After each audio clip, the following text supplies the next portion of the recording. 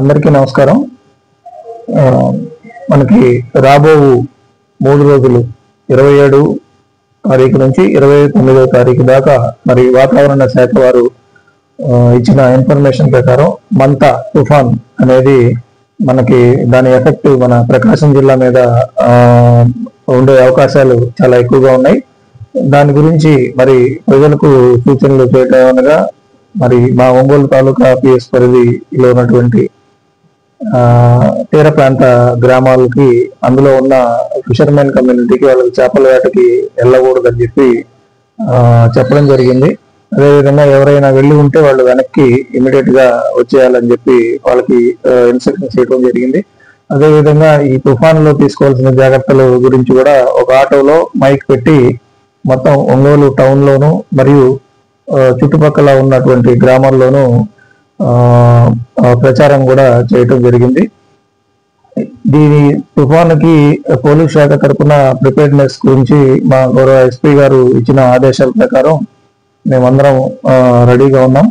ఏదైతే తుఫాను ఎఫెక్ట్ అయ్యి ఎక్కడైనా రోడ్లు కొట్టుకుపోయినా వెంటనే దానికి రోడ్లు క్లియర్ చెట్లు పడి ఎక్కడైనా రోడ్డు కనుక ట్రాఫిక్ జాములు కానీ ఎట్లా అయి ఉంటే వెంటనే దాన్ని రెస్టోర్ చేయడానికి తగిన ఎక్విప్మెంట్ మరియు మున్సిపల్ సిబ్బంది మరియు రెవెన్యూ సిబ్బంది యొక్క సహకారంతో ఇమ్మీడియట్ గా దాన్ని రెస్టోర్ చేయడానికి మరియు ఒకవేళ కనుక తీవ్రమైన గాలులు వీచిన నేపథ్యంలో కరెంట్ పోల్స్ కానీ మిగతా ఏమైనా కానీ పడిపోయి కింద అలాంటి సిచ్యుయేషన్స్ లో కూడా ట్యాకిల్ చేయడానికి మరి ఎలక్ట్రిసిటీ డిపార్ట్మెంట్ తో మరియు మున్సిపల్ సిబ్బంది మేము అంతా ప్రిపేర్డ్ గా ఉన్నాము.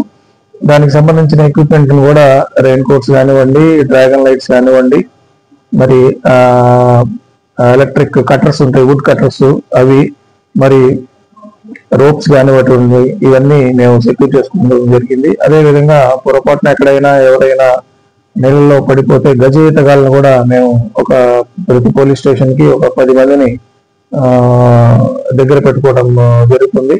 అదేవిధంగా ప్రజలకు కూడా మరి రేపు సోమవారం రోజు కార్తీక సోమవారం అని చెప్పి సముద్ర స్నానానికి కానీ ఎవరైనా వెళ్ళదలుచుకుంటే దయచేసి విరమించుకోవాలని చెప్పి పోలీస్ శాఖ తరఫున విజ్ఞప్తి చేస్తున్నాము. ఎందుకంటే సముద్రములో అలలు ప్రభావం ఎక్కువగా ఉంటుంది కాబట్టి ప్రజలెవరు అవసరమైతే తప్పితే ప్రయాణాలు కూడా చేయవద్దని చెప్పి విజ్ఞప్తి చేస్తున్నాం. ఓకే.